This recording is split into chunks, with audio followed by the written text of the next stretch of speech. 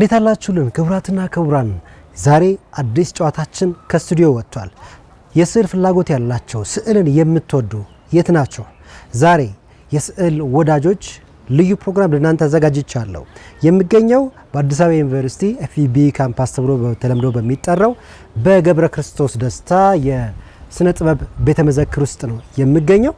እንግዲህ እዚህ የዘመናዊ ስነ ጥበብ ቤተ መዘክር ውስጥ ደግሞ ትልቅ ፕሮግራም አለ ወይም ደግሞ ትልቅ ኤግዚቢሽን አለ። የዛሬ እንግዳይን የማገኘው እዚህ ኤግዚቢሽን ውስጥ ነው። ተገማች ዋዜማ ይሰኛል የስዕል ኤግዚቢሽኑ።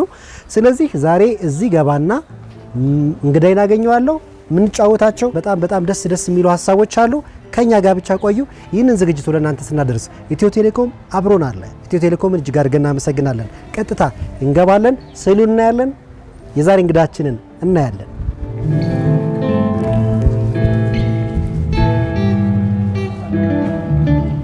ተመልካቾቻችን ከጧት ጀምሮ ሲያስቡበት እንደቆየው ተሳክቶለት ከቢሮ ሾልኮ ቢወጣ ይመስላል። ሁሉም ተመልካችና ደጋፊ ጥያቄ ነው። አዎ እያታለለ ነው የሚወጣ ይመስላል። እያታለለ ነው አይደለም። አለቃው ወጥታለች። ምትይዘው ይመስላል። ያመለጠ ይመስላል። አሁንም እያታለለ ነው። እንደፈራ ነው። በሩጋ ሲደርስ ተያዘ። ይሄ ማስጠንቀቂያ የሚያሰጠው ይመስላል። ቢጫ ካርድ ዕቃ ልግዛ በሚል ተልካሻ ምክንያት ከስራው ሊወጣ የነበረው የቢሮ ሰው ቢጫ ካርድ አይቷል። ቢጫ ካርድ እሱስ ምን አስወጣው? እዛው ቢሮ እንዳለ አያስብ ነበር። ቢሮ እያለን ያልከው? አዎ መቼም በዚህ ጊዜ ቴሌብር ማይጠቀም የለም። አዎ ቴሌብር ላይ በሚገኘው ዘመን ገበያ የሚያስፈልገው ማንኛውንም አይነት ነገር ቢሮ ድረስ ሸምቶ በቀላሉ ማድረስ ይችላሉ። ታዳሚዎቻችን የዲጂታል ኢትዮጵያ ግብይት መዳረሻ በሆነው ዘመን ገበያ ውስጥ የገባ ይመስላል።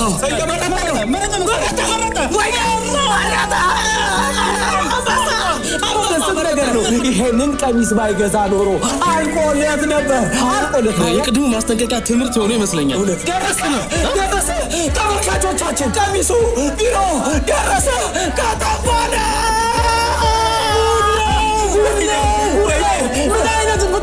ምን አይነት ቴክኖሎጂ! ወይኔ ዘመን ገበያ ከጉዳ ወጣ።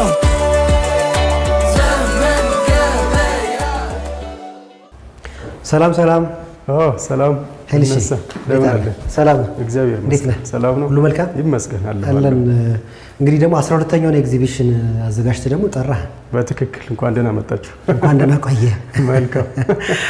እንግዲህ ዛሬ ከማን ጋር ነኝ? ከመምህርና ሰዓሊ ኃይሉ ክፍሌ ጋር ነኝ። በትክክል የመጀመሪያው እንግዲህ የምናወራበት ሀሳብ ብዬ ልክ ኤግዚቢሽን እንዳለ ስሰማ እንደው ሁሌ አዳዲስ ርዕስ ትፈጥራለህና ዛሬ ደግሞ ተገማች ዋዜማ የሚል ነው ገና ስገባ ባነሩ ላይ የሚያየውትና ተገማች ዋዜማ ምንድነው? መነሻ ሀሳቡ ምንድነው የሚለውን እስኪ ትንሽ ንገረን። በጣም ቆንጆ። እንግዲህ እንኳን ደህና መጣችሁ በድጋሚ ደስ ብሎኛል ስለተገናኘን። እንግዲህ ቀደም ብሎ እንደጠቀስከው ይሄ በግል 12ኛ አውደ ርዕይ ነው። በዚህ አውደ ርዕይ ደግሞ እኔ ስራዎቹን በመስራት ስራዎቹን ደግሞ አንድ ላይ አድርጎ እንዴት ለህዝብ ይቅረብ የሚለውን እንዲሁም የራሱን ሀሳብ በመጻፍ ደግሞ አጋፋሪ ወይም ኪዩሬተር ሚፍታ ዘለቀ አብሮኝ ሰርቷል። በጋራ ሆነን ነው ይሄን አውደ ርዕይ እየሰራ ነው ማለት ነው። የአውደ ርዕዩም ርዕስ ተገማች ዋዜማ ብለነዋል። እንግዲህ ዋዜማ እንደምናውቀው ሁላችንም አንድ ነገር ነገ ከምንጠብቀው ቀን በፊት ያለ ቀን ማለት ነው። ያንን ቀን ደግሞ እንዴት ነው የምንጠቀምበት? እንዴት ነው የምንገነዘበው? ከተለመደው ትርጉም ባሻገር ዋዜማን ራሱ እንደ ጥያቄ ክሪቲካሊ እንድናየው በማሰብ የተሰራ ነው። ስለዚህ ውስጥ የተሰሩት ስራዎች አንድም ዋዜማችንን እንዴት እያስኬድነው ነው፣ በምን መንገድ ነው መሄድ ያለበት፣ እንዴት ነው የምንገነዘበው የሚሉትን ስራዎች የሚያሳዩ ከዛ ባሻገር ደግሞ ከዛ ወጣም ሰፋም ብለን ደግሞ አርቀን እንድናስብ እድል የሚሰጡ ስራዎች ተሰርተዋል ማለት ነው። ስለዚህ አሁን እኔ ደግሞ ወደ ውስጥ ለመግባት ዋዜማ ላይ ነኝ ማለት ነው። አሁን አተራሰው በጣም ደስ ይላል። ስለዚህ አሁን ሁለታችን ባለን መልካም ግቡብነት ነው ወደ ውስጥ እንፈቀድልህ ማለት ነው። በጣም ደስ ይላል። ስለዚህ በድጋሚ እንኳን ደስ ያለህ። ጓጉቻለሁ ውስጥ ምን እንዳለ ለማየት። ተመልካቾችንም ቤተሰቦችንም ጋብዛለሁ። ይሄ ፕሮግራም በቴሌቪዥን በሬዲዮ ነውና እየደረሳቸው ያለው ቤተሰቦቻችን። ስለዚህ ምስል ከሳች የሚባል ነገር አለና ምስል ደግሞ እንደዛ ነው። ባያዩትም የሚያዩት አይነት ነገር አለ ማለት ነው። በትክክል አመሰግናለሁ። እንግባ። እሺ፣ አብረን ትርኢት ካዩ በኋላ መጨረሻ ላይ አስተያየትን እንግዲህ ስጨርስ እዚህ ጋር ጽፋለሁ። ይሄ ታዳሚው በሙሉ የጻፈበት አስተያየት መስጫ ነው። እንግዲህ ተመልካች ሲገባ ሲጀምር እዚህ አካባቢ ያሉት ስራዎች ላይ ነው በዋናነት የሚጀምረው። መጀመሪያ እዛ ጋር የኔን እንትኑ ላይ እንዳያችሁት አስተያየት የመነሻ ሀሳብ ጽሁፍ ላይ በአጋጣሚ ሆኖ በኑሮ ሂደት ውስጥ የሚያጋጥም የግል ገጠመኝ ያገጠመኝ የሰውየው ጋር ብቻውን ላይቀር ይችላል። ከግል ገጠመኝነት ይሰፋና የቤተሰብ ገጠመኝ ይሆናል ወይም የቤተሰብ ጉዳይ ይሆናል። ከዛ ያገር ይሆናል። ከፍ ሲልም የሰው ልጆች ሁሉ ጥያቄ ሊሆን ይችላል። እና እኔ በምኖርበት አካባቢ በገጠመኝ አንድ አጋጣሚ በመነሳሳት ነው ይሄ አውደ ርዕይ የተወለደው። ስለዚህ የኔ አጋጣሚ ለካስ የኔ ብቻ አይደለም፣ የማህበረሰብ ሊሆን ይችላል። ልክ የአንድ ሰው ደስታ ሼርድ እንደሚደረገው አለ አይደል? እንደሚተርፈው አይነት የአንድ ሰው ጥያቄ ለሌላውም ሊተርፍ ይችላል። በዛ ግንዛቤ ሂደት ውስጥ የተለያዩ ጥናትና ምርምር በማድረግ የተለያዩ ሪሰርቾችን በማንበብ ከጉዳዩ ጋር የተያያዙ ጽሁፎችን በማንበብ በማገላበጥ እንደገናም ደግሞ ይሄን ሐሳብ በምን ቁሳቁስ ሊገለጥ ይችላል በሚል እኔ ቀደም ብዬ የምሰራበትና የምታወቅበት የማህተም ቴክኒክን ወይም ዘዴን አሁን ካሰብኩት ሐሳብ ጋር እንዴት አድርጌ አዋድጄ ላመጣው እችላለሁ በሚል ሂደት ውስጥ በዋናነት እዚህና እዛኛው ክፍል የምናየው እንግዲህ እንዳልኩ ቅድም በኔ በግል የገጠመኝ ሲሰፋ የሀገር የአካባቢ እንደሆነ ሁሉ በዋናነት አሁን እንደ ሀገር እየሄድንበት ያለው የከተማ ዝመናና የጋራ ትዝታችን ወይም አርባን ዴቨሎፕመንት ኤንድ ኮሌክቲቭ ሚሞሪ ይሄ ዓለም አቀፍ ቲዮሪ ነው። ይሄ ደግሞ እኛስ ጋር እንዴት ነው እየተተገበረ ያለው? ይሄ ሂደት የጋራ ትዝታችንን ያካትታል ወይ? በምን ደረጃ ሳካተተው? ከተረሳ ስለምን ተረሳ? መረሳቱ እንደ ማህበረሰብ እንደ ሀገር የሚፈጥርብን ጉዳይ የለም ወይ?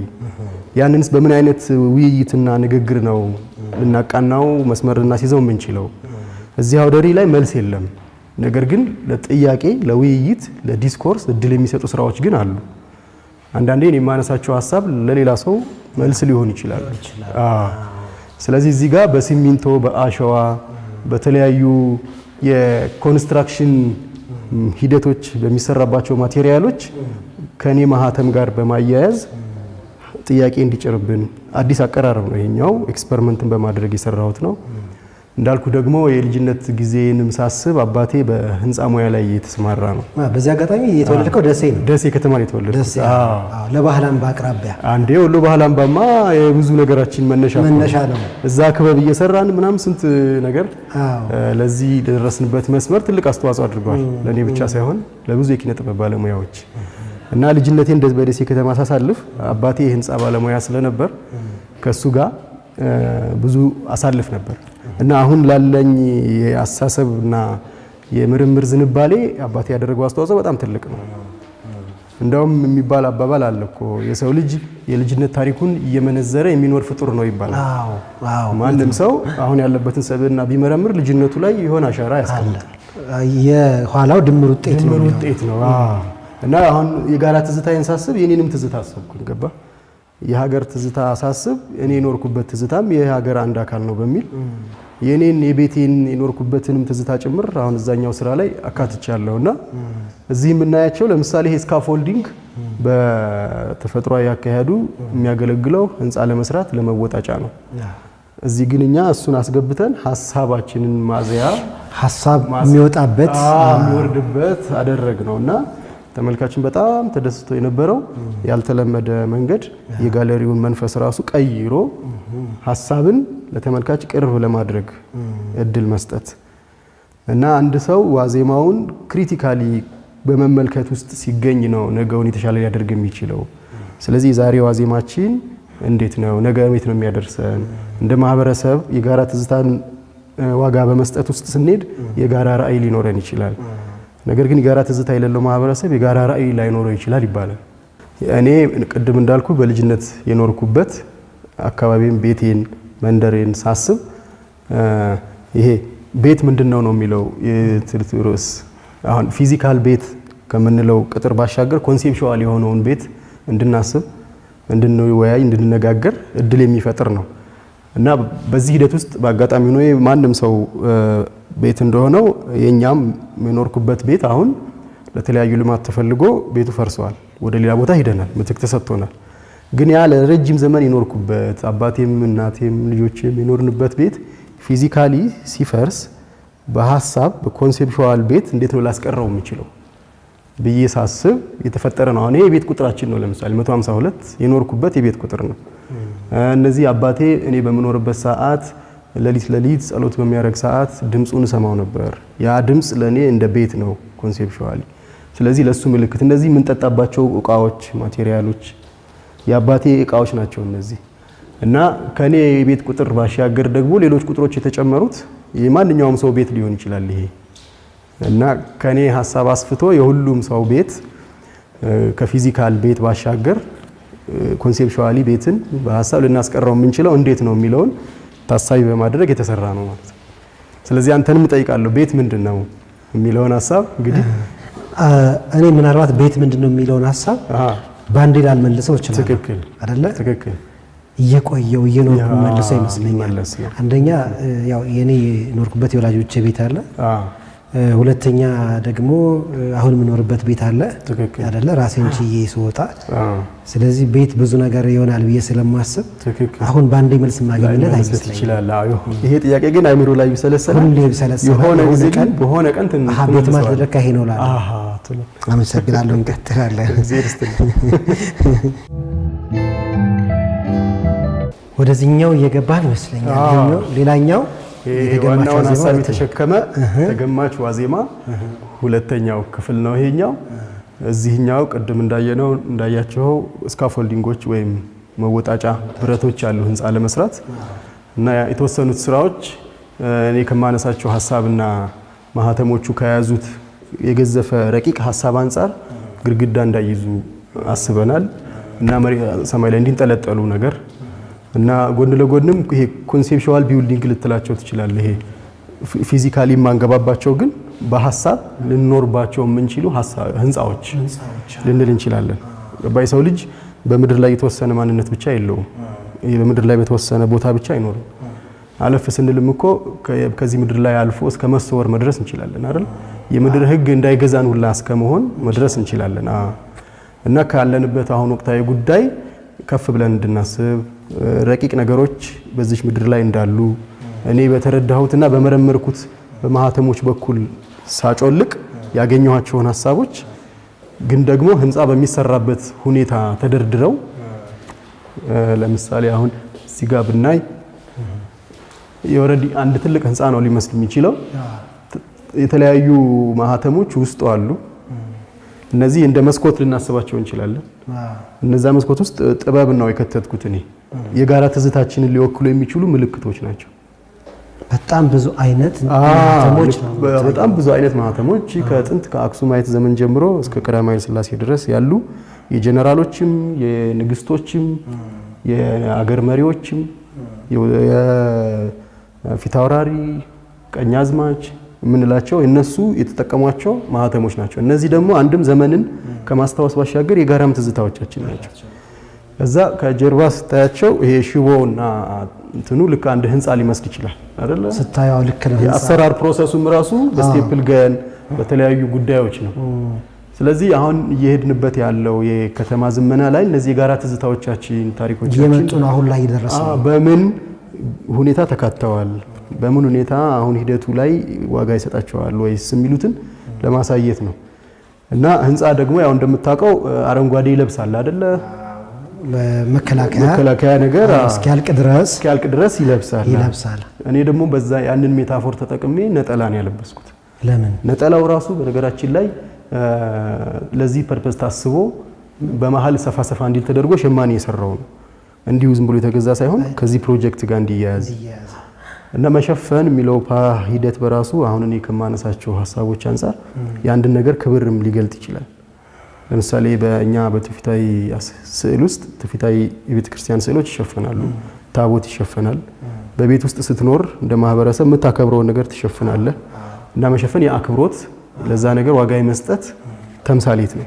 እሱን ተምሳሌት በማሰብ አገርኛ ስሜት እንዲፈጥር ታስቦ የተሰራ ነውና የያዘው ሐሳብ ከመሬት ከፍ ከሰማይ ዝቅ ያለ የዘላለማዊ ሐሳቦችን የተሸከሙ ምልክቶች ናቸው። ስለዚህ አየር ላይ ቢሆን ተመልካች በከዛ መንፈስ ጋር የመገናኘት አቅሙ ከፍ ሊል ይችላል በሚል አንጠለጥል ነው ማለት ነው። እና የነጠላውም የራሱ ሆነ ተምሳሌት ሪከርድ እንዲያደርግ ዘመንንም እንዲወክል ታስቦ የተሰራ ነው። ያኛው የድሮ የቆየ የጥንት የአዲስ አበባ ማፕ ነው።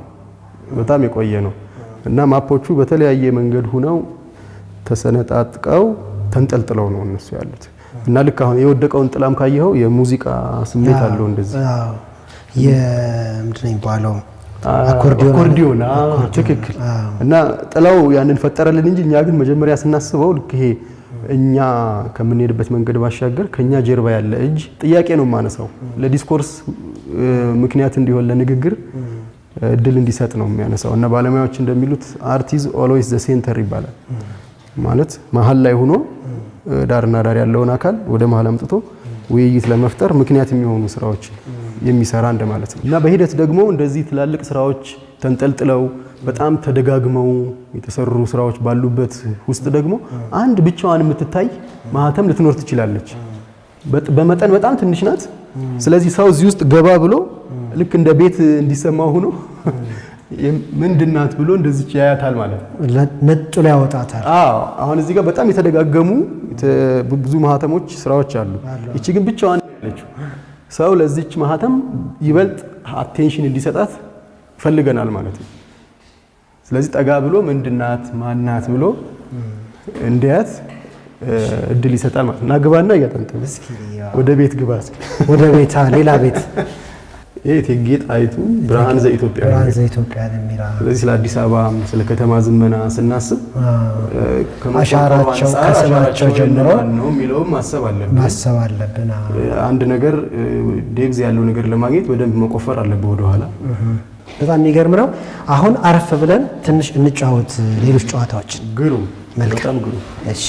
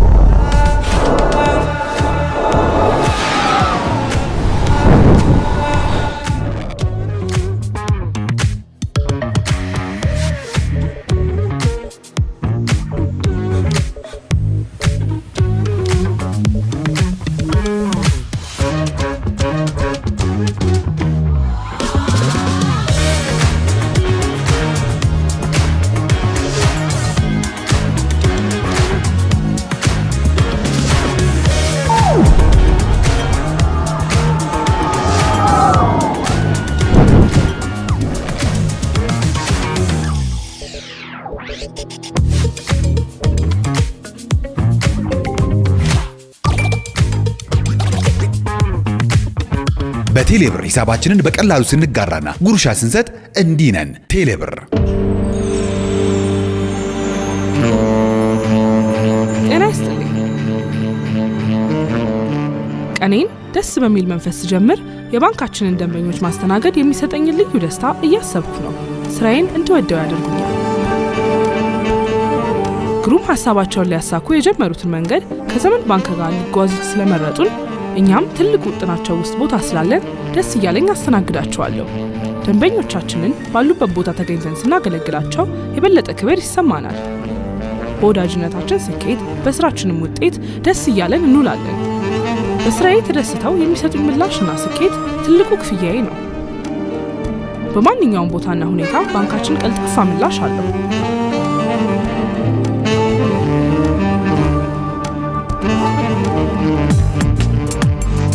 ዘመን ባንክ የላቀ አገልግሎት ማዕከል።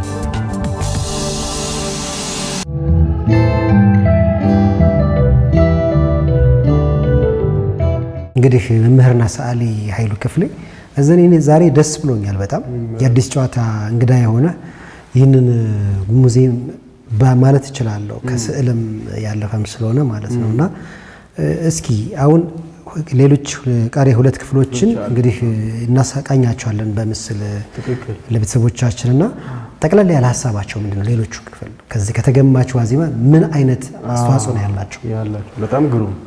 እንግዲህ ተገማቹ ዋዜማ የሚለው ርዕስ ቀደም ብለን እንዳወራንበት የከተማ ዝመናን ከጋራ ትዝታችን ጋር እንዴት ነው ያስኬድ ነው ያለው የሚለውን ጉዳይ ጥያቄ አንስተን እንድንወያይ እንድንነጋገር ምክንያት የሚሆኑ ስራዎችን አየን።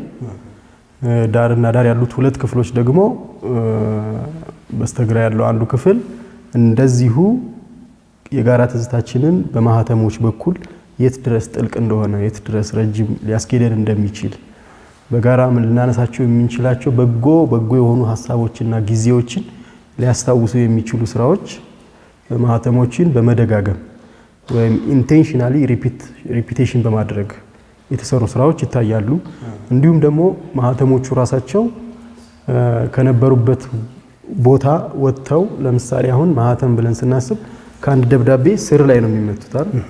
ስለዚህ ቦታ አላቸው የተወሰነላቸው የሚመቱበት። ጽሁፉ መሃል ላይ አትመታው ከላይም አትመታው። ልክ ስትጨርስ ማረጋገጫ ናቸው ከታች ይመታሉ። ነገር ግን አንዳንድ ስራዎች ላይ ዛኛው ላይ ከቦታቸው ወጥተው በነፃነት ሲሽከረከሩ ሲንቀሳቀሱ ልክ እንደ ሰው ጥላ ተደርጎላቸው ሁላ የነፃነትን ማንነት በጋራ ያገኘናቸውን ድሎች እና በነፃ የተንቀሳቀስነባቸውን ጊዜዎች አስታውሰው ሰውን ስለ ነፃነት እንዲወያይ እንዲነጋገር የሚያደርጉ ስራዎች አሉ። ከዛ ባሻገር በምስሎች ደግሞ የተሰሩና ከኔ ልጅነት ትዝታዬ ጋር የሚሄዱ በማህደር ወይም አባቶች ጸሎት የሚያደርጉባቸው ማህደሮችን በትናንሽ ሳይዝ ተሰርተው እነሱ በጣም ሲያንሱ እንደምታውቀው ህፃናት ልጆች በልጅነታቸው እንደ ጠባቂ እንደ ገሪር ተደርጎ አንገታችን ላይ ይንጠለጠላል። እያደግን ከፍ እያልን ስንሄድ ደግሞ አባቶቻችን በየትኛውም እምነት ውስጥ ያሉ አባቶች የሚያደርጉት ጸሎት እንደ ሀገር መጠበቂያ ማለት ነው፣ እንደ ጋርዲያን ነው እና እሱን ታሳቢ በማድረግ ይሄ ስፒሪቹዋል መንፈሳዊ የሆነው ሂደት አሁን ከከተማ ዘመና ጋር እንዴት ነው እያሰናሰል ነው ያለው። እንዲሁም ደግሞ የልጄን ምስል ከሌላ የአርቲፊሻል ኢንተለጀንስ ምልክት ጋር በማጣመር እንግዲህ አንድ ከተማ ሲዘምን ሲያድግ ነገ ይዟቸው የሚመጣቸው ሌሎች አይነት ሂደቶች አሉ። ከዛ ውስጥ አንዱ የአርቲፊሻል ኢንተለጀንስ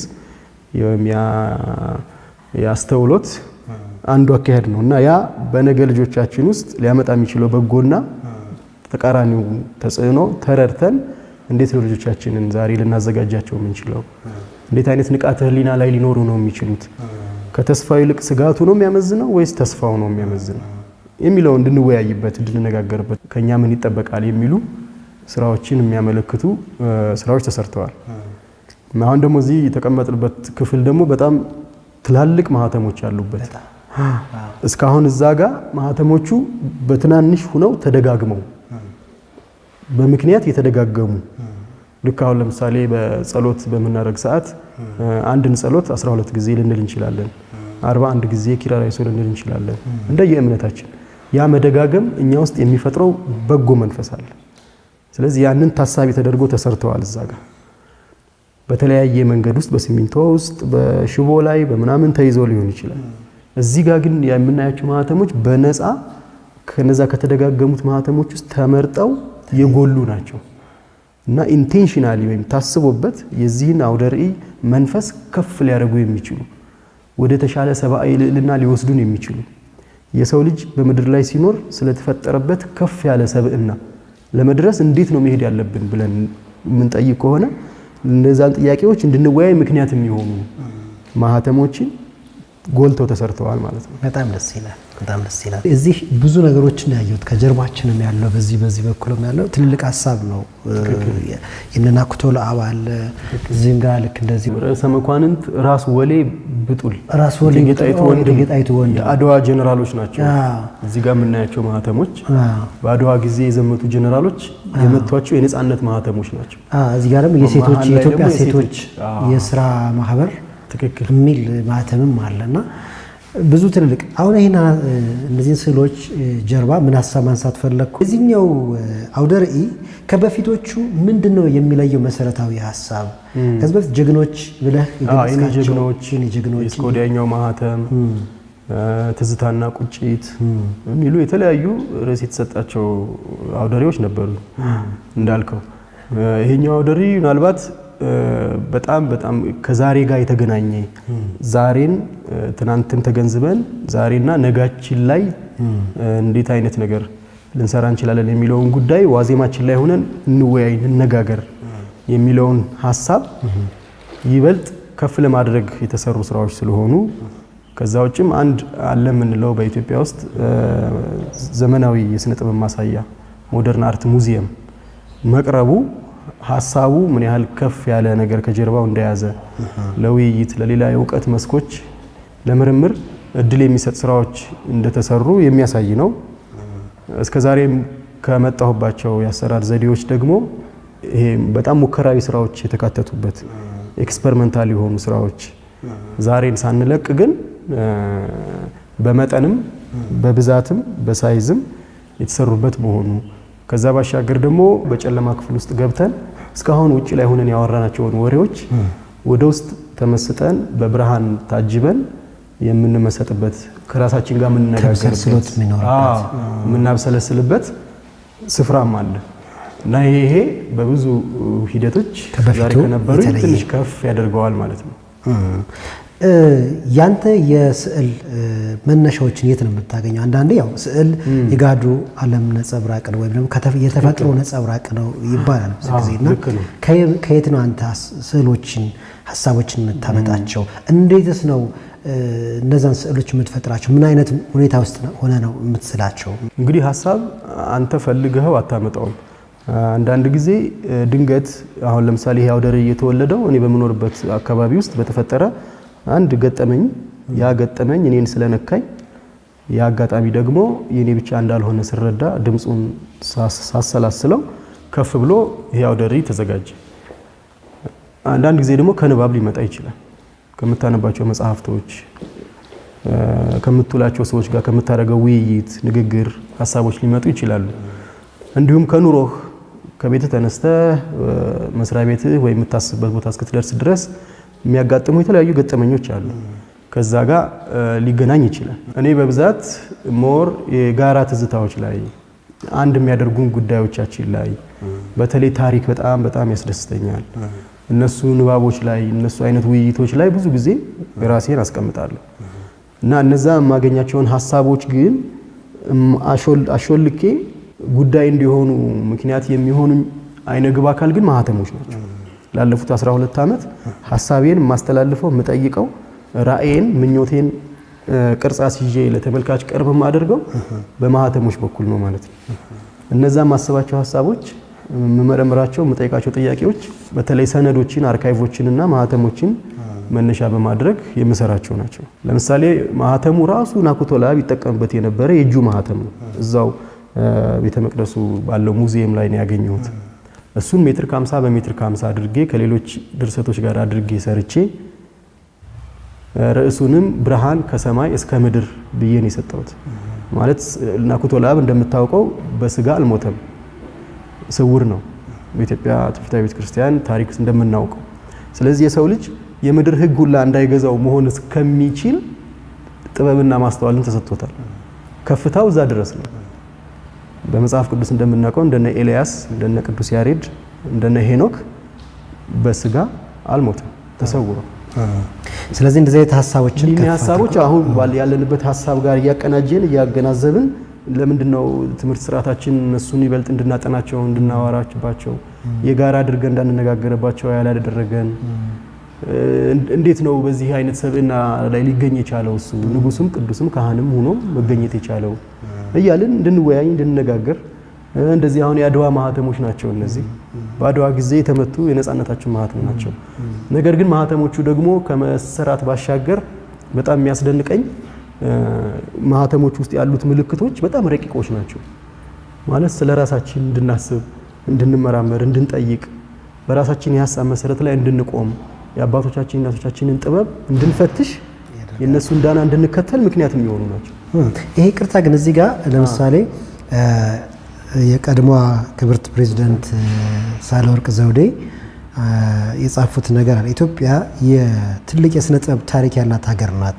ማህተሞችን ወደሚያስደንቅ ስዕል በመለወጥ ለየት ያለ የአሳሳል ዘይቤ ይዞ የመጣውና በማህተም መሳል የራሱ መገለጫ ያደረገው ኢትዮጵያዊ ሰዓሊና መምህር ኃይሉ ክፍሌ ፕሬዝዳንት ሳህለወርቅ ዘውዴን በዚሁ አሳሳል ዘዴ ስሏቸዋል የሚል የእሳቸው ያለበት እሳቸውም የጻፉት በፈረንሳይኛም በእንግሊዝኛም የጻፉት አማርኛም ነገር አለና እዚህ ጋም እሳቸውን ስለህ በማህተም ተጠቅመህ አሳይታል። ይሄ የማህተም ሀሳብ ምንጩ ምንድነው የሚለው ባጭሩ ብትነግረን።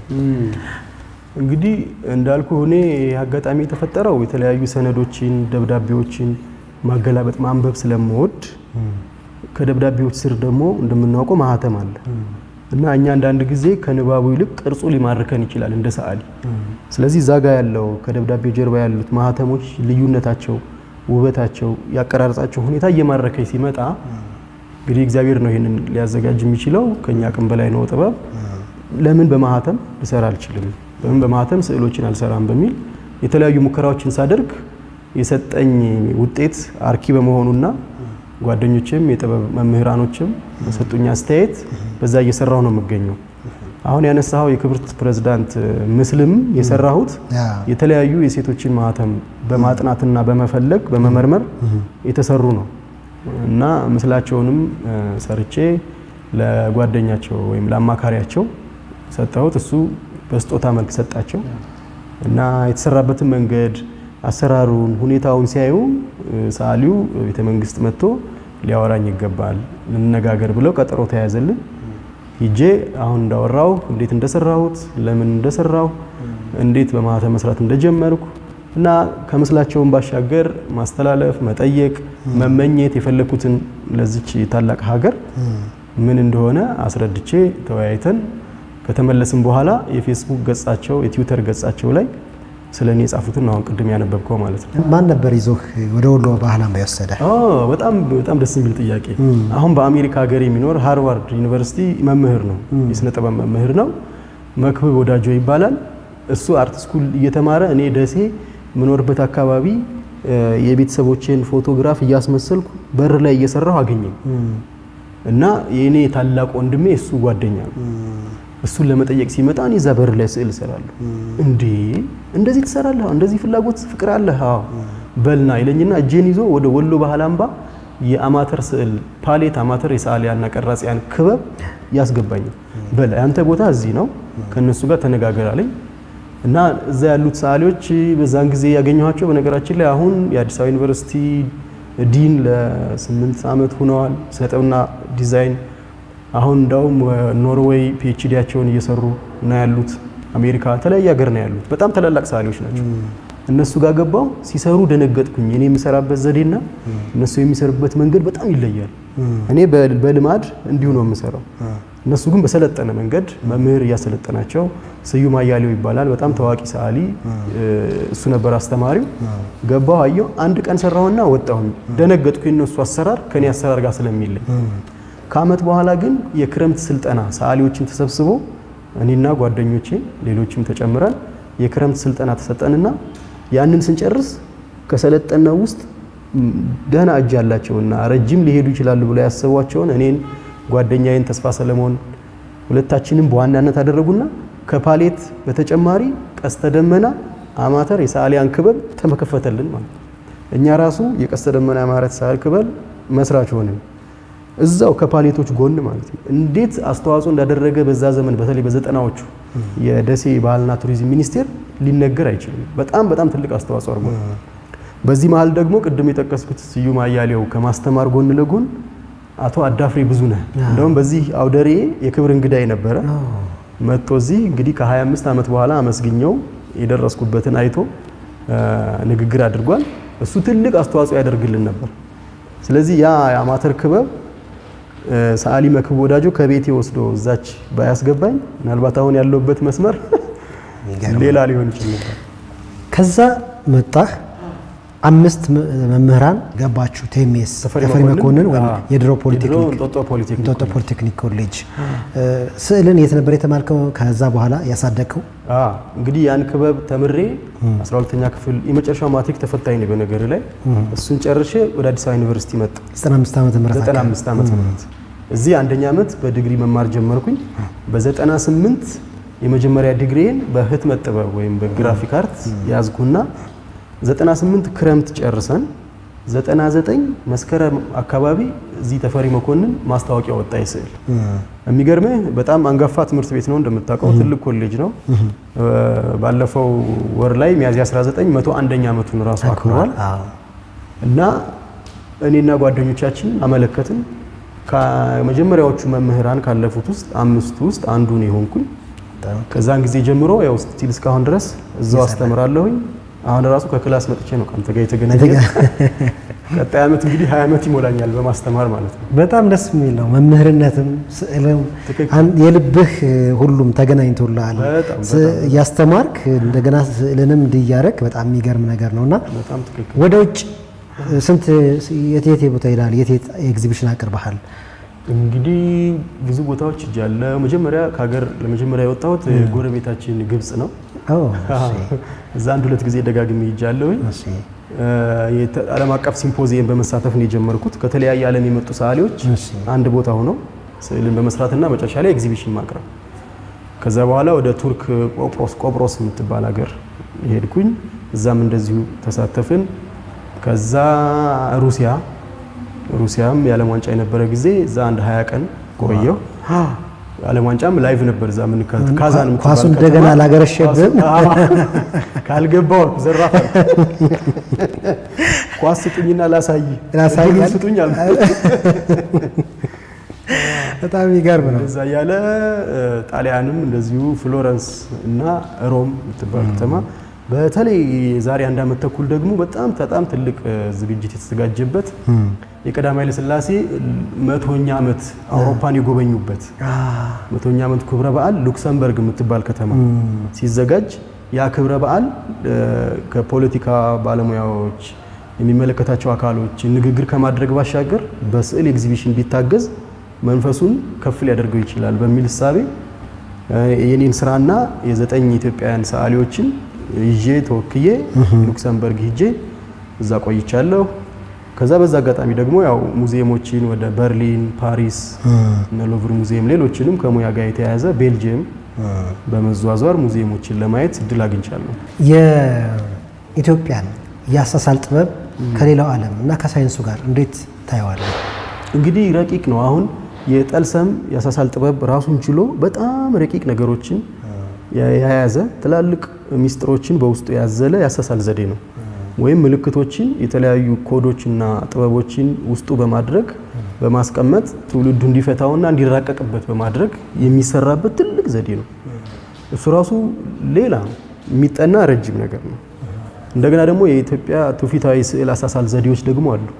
ከዓለም የሚለይበት የራሱ ፍልስፍና፣ የራሱ አስተሳሰብና ራዕይ ያለው ያሰራር ዘዴ ደግሞ አለ እና እነዚህ ሁለቱ ራሳቸውን ችለው በተቋም ደረጃ እንዲጠኑ አሁን እኛ ልክ የአውሮፓን ያሰራር ዘዴዎች በረጅም መንገድ በኮርስ ደረጃ እየወሰድን እንደምናጠናው አባቶቻችንም ሊጠኑ ይገባል። እኛ ያንን ደግሞ ባናደርግ እንደምናውቀው ለምሳሌ አሁን እኔ የሄድኩባቸው ሀገሮች ብጠይቅህ ባነሳልህ ለምሳሌ ፓሪስ ውስጥ ከኢትዮጵያ በረጅም ጊዜ የተዘረፉና በስጦታ የተወሰዱ ቅርሶች የሚታዩበት ትልቅ ሙዚየም አለ። የነን ዌስተርን ሙዚየም ያሉ ቅርሶች የሚታዩበት በሰልፍ ነው የሚታዩ። በትልቅ ስፍራ ተሰጥቶት ቦታ ተሰጥቶት የኢትዮጵያ መስቀሎች፣ የብራና ላይ ጽሁፎች፣ ኪነ ጽህፈት፣ ስዕላቶቹ ግድግዳ ላይ ተደርጎ በስርዓት የዓለም ሕዝብ ያየዋል ማለት ነው። ዓለም በዛ ልክ ያከበረውን የኛ የትምህርት ስርዓት እንዴት ነው የተወው? ይሄን ጉዳይ እንዴት ነው በዚህ ልክ ተቋም መስርቶ ሊጠና ያልቻለው የሚለው ነገር እና ትልቁ ጉዳይ እንደምታውቀው ትምህርት ላይ ስለሆነ ያለው ትምህርት የአንድን ሀገር ማንነትና አስተሳሰብ የመቅረጽ አቅሙ ከፍተኛ ስለሆነ እኔም ደግሞ ለረጅም ጊዜ ባይሆን ባስተማርኩበት ሂደት በተማርኩበት ሂደት ስለምረዳው የሁላችንም ጥያቄና መመለስ ያለበት ጉዳይ ነው ብዬ አስባለሁ። በጣም አመሰግናለሁ። ምናልባት የሰዓሊና መምህር ኃይሉ የወደፊት እቅድ በቃ ይሄንን ሳላሳካ መቅረት የለብኝም ወይም ደግሞ ይሄን ላሳካ ፈልጋለሁ የምትለው ነገር የመጨረሻችን እንድናደርገው በተለይ ለስዕል ወዳጆች ለስዕል አፍቃሪዎች የምታስተላልፈው መልእክት ካለ?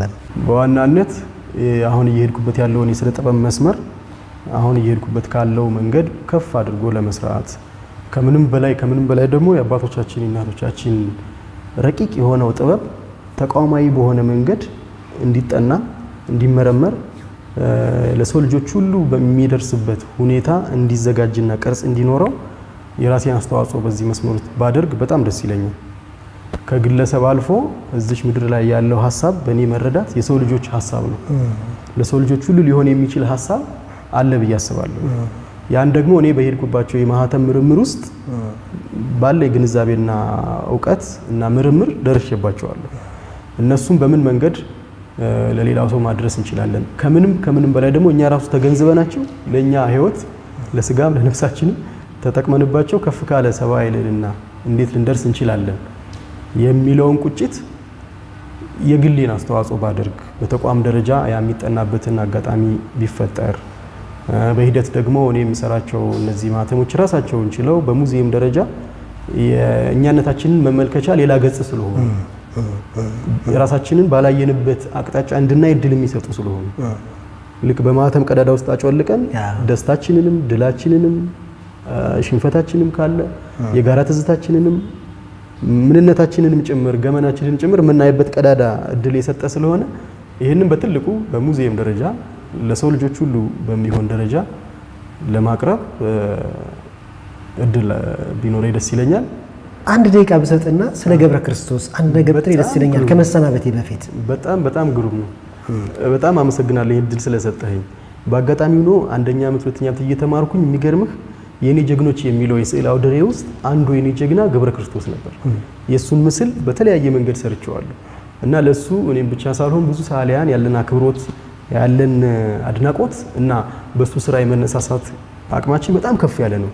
ምናልባት ከኔ ሐሳብ ጋር ሊገናኝ የሚችል ለምሳሌ አሁን የሱ በጣም የሚታወቅ ጎልጎታ የስቅለቱን ስዕል የሰራው አለ። ማስተርፒስ በጣም ማስተርፒስ ዓለም ላይ ምናልባትም ስለዛ ስዕል የሚያወሩ ሀያሲያን ጸሐፊያን ቢኖሩ ዓለም ላይ ከምንጠቅሳቸው ትላልቅ ስራዎች ተርታም ከፍም ብሎ ሊመደብ የሚችል ስራ ነው።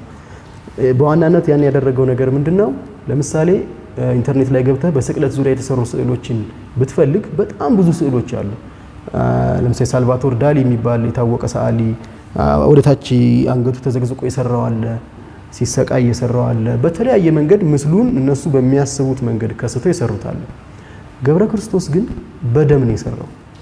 ይሄ ማለት ቅድማውን ሳወራለሁ የነበረው ይሄ ሐሳብ ጠሎ ሄዶ ለሰው ልጆች ሁሉ በሚሆን ደረጃ ሐሳብ ያለባት ምድር ናት ይቺ እና የገብረ ክርስቶስ ሐሳብ ከዛም የተቀዳ ሊሆን ይችላል። ደም ሁላችንንም እኩል ያደርገናል። አሁን የሳልቫቶር ዳሊ ሌሎችም የሰሩት ሰዓሊ መልኩን ስታይ መልኩ ጣሊያናዊ ይመስላል፣ ስፔናዊ ይመስላል ከሌላ ልትል ትችላለህ። ደምን ግን ልትለው ትችላለህ። የሰው ልጆች ሁሉ አንድ ሊያደርገን የሚችል የጠለለ ሐሳብ ነው። አየው ይሄ ሐሳብ እዚች ምድር ላይ ነው የፈለቀው።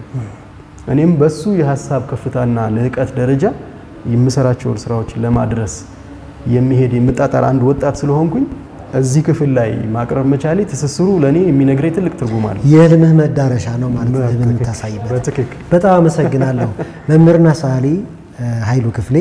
እንግዲህ 12ኛ ኤግዚቢሽን ላይ ተገኝቼ የዛሬ አዲስ ጨዋታ እንግዳ ስለሆንኩ በጣም አመሰግናለሁ። ለስኬትህ ለማየት ያብቃን። አሜን። መልካም ምኞቴ ነው። በጣም አመሰግናለሁ። እኔም እግዚአብሔር ይስጥልኝ እንደዚህ አክብራችሁኝ ስለመጣችሁ። ለዚህ አውደ ርዕይ ደግሞ መሳካት ትልቁን አስተዋጽኦ ያደረጉልኝ ቤተሰቦቼን፣ ባለቤቴን፣ ልጆቼን እጅግ አድርጌ እንደማመሰግናቸው እንደማከብራቸው በዚህ አጋጣሚ መናገር እፈልጋለሁ። ይሄ የተገማች ዋዜማ የሚለው በግል 12ኛ ጊዜ ያቀረብኩት የስዕል አውደ ርዕይ መታሰቢያነቱ እጅግ ለማከብረው ለመወደው በተለይ ለዚህ ሙያ እዚህ ቦታ ላይ መድረስ እንደ አባት ትልቁን አስተዋጽኦ ያደረገልኝ አባቴ አባ ክፍሌ እንዳለው ለሳቸው መሆኑን በዚህ አጋጣሚ መግለጽ እፈልጋለሁ። እግዚአብሔር ይስጥልኝ።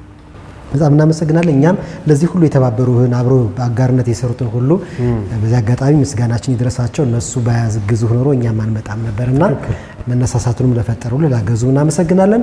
የተወደዳችሁ የአዲስ ጨዋታ ቤተሰቦች የዛሬው የአዲስ ጨዋታ ዝግጅታችን እንግዲህ ከሰዓሊ ኃይሉ ክፍሌ ጋር በ12ኛው ተገማች ዋዜማ የተሰኘው የስዕል አውደ ርዕዩ ላይ ተገኝተን ያደረግነው ቆይታ ይህንን ይመስል ነበር። አብራችሁን ስለነበራችሁ እናመሰግናለን።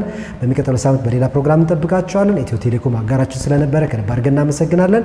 ድነሳ መንግስቴ ካሜራ ባለሙያዎቹ ጥበቡ ከበደና እንዲሁም ደግሞ ደበበ ከበደ ጋር አብረን ነበርን። የሳምንት ሰው ይበለን። ሰላም ለኢትዮጵያ። ጤና ይስጥልን። መልካም